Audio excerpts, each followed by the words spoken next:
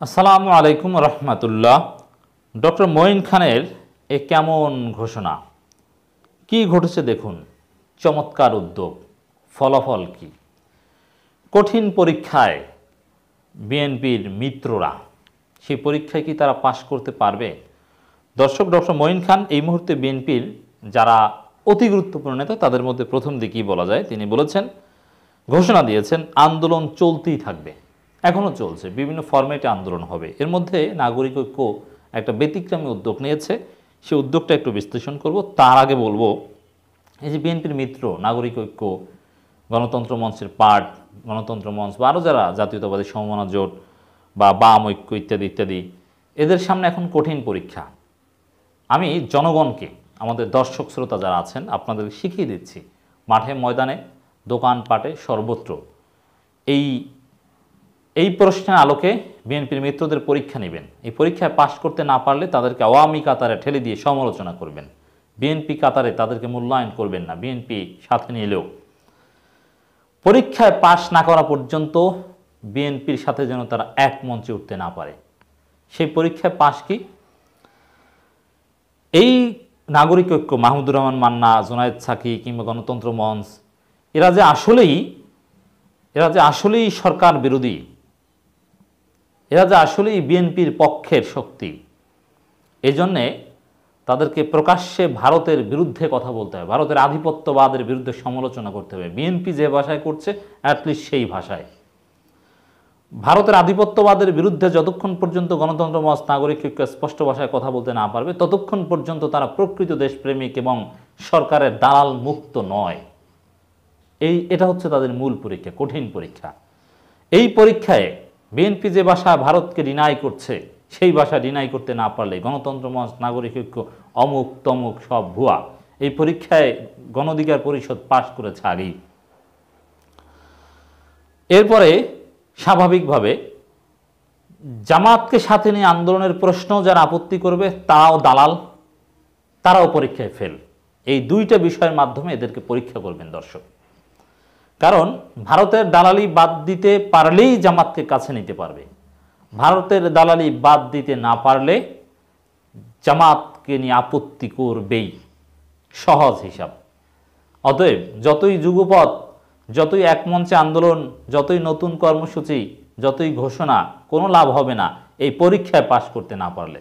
জনগণকে বলবো, এই মানদণ্ড অনুযায়ী আপনারা বিএনপির মিত্রদের পরীক্ষা করবেন। বিএনপিও পাশ করেছে, বিএনপি আগে ফেল করেছেন। আমরা ক্রমাগত সমালোচনা করতাম বিএনপির, ভারতের বিরুদ্ধে প্রকাশ্যে বলে না, এবং ওই জামাত প্রশ্ন ভারতের সাথে সংশ্লিষ্ট, ভারতের বিরুদ্ধে আসলে জামাতকে কাছে টানবে, ভারতকে এপিস করার চেষ্টা করলে জামাতকে দূরে সরিয়ে দেবে। এটা একেবারে সিম্পল ক্যালকুলেশন, এটা বুঝতে বড় বিশ্লেষক হওয়ার দরকার নেই।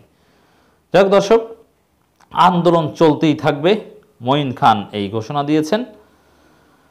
গণতান্ত্রিক আন্দোলন চলতেই থাকবে বলে ক্ষমতাসীন আওয়ামী লীগ সরকারকে হুঁশিয়ারি দিয়েছে বিএনপির স্থায়ী কমিটির সদস্য ডক্টর আব্দুল মঈন খান। হ্যাঁ, চলতেই থাকবে, চলা উচিত, এবং সবসময় মাঠের আন্দোলনের মাধ্যমে চলবে সেটা জরুরি নয়।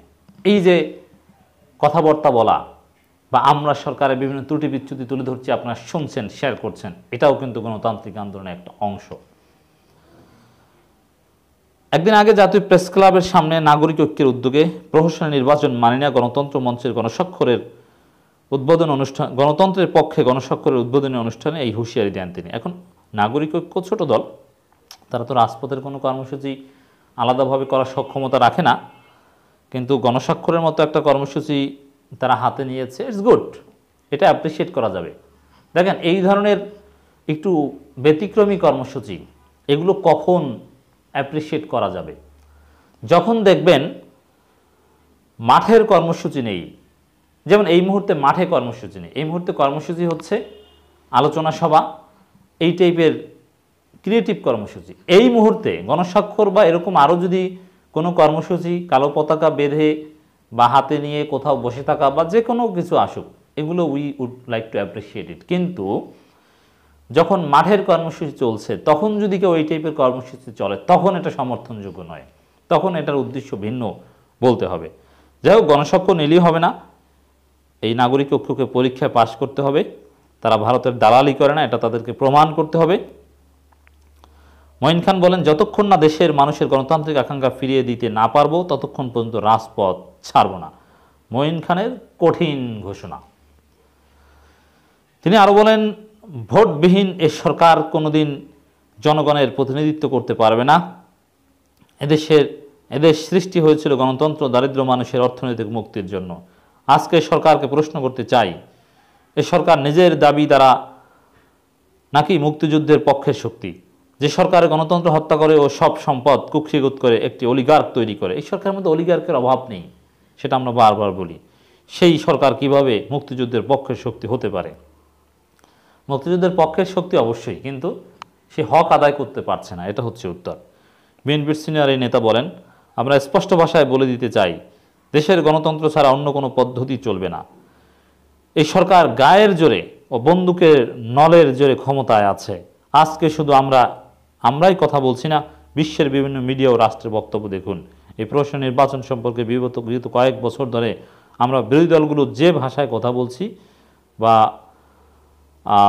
যে কথা বলে এসেছি, মানে বিশ্বের বিভিন্ন রাষ্ট্র সেই কথার প্রতিধ্বনি করছে। সুতরাং দেশে ও আন্তর্জাতিকভাবে প্রতিষ্ঠিত যে আজকে বাংলাদেশে গণতন্ত্র মৃত, তাই আমাদের একটি মাত্র প্রতিজ্ঞা, আমরা দেশে গণতন্ত্র ফিরিয়ে আনব। এর মানে বিএনপি যে অনড় অবস্থানে আছে, আন্দোলনের প্রশ্নে যে তারা কমিটেড, সেই পুনর্ব্যক্ত বারবার করছে। কিন্তু আবারও বলছি, পরীক্ষায় পাশ করতে হবে, মাস্ট। জনসাধারণকে স্বাক্ষর করতে বলবো, মান্না। হ্যাঁ, আমরাও মাহমুদুর রহমান মান্নার এই আহ্বানের সাথে সুর মিলিয়ে বলতে পারি যে আপনারাও স্বাক্ষর করেন, ইটস পজিটিভ উদ্যোগ। এর মধ্যে কোনো দুর্বিসন্ধি বা কোনো দালালি বা আন্দোলনকে ভিন্ন খাতে প্রবাহিত করা, এগুলোর কোনো বিষয় নেই।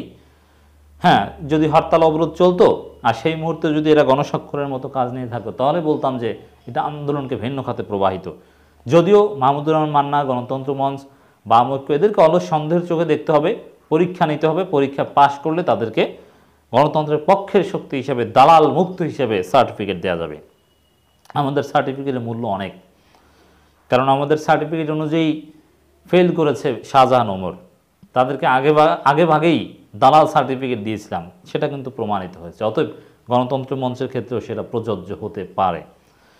নাগরিক ঐক্যের সভাপতি মাহমুদুর রহমান মান্না বলেন, আমরা সারা দেশে এই কর্মসূচি করব, অনলাইন ও অফলাইনেও এই কর্মসূচি করব।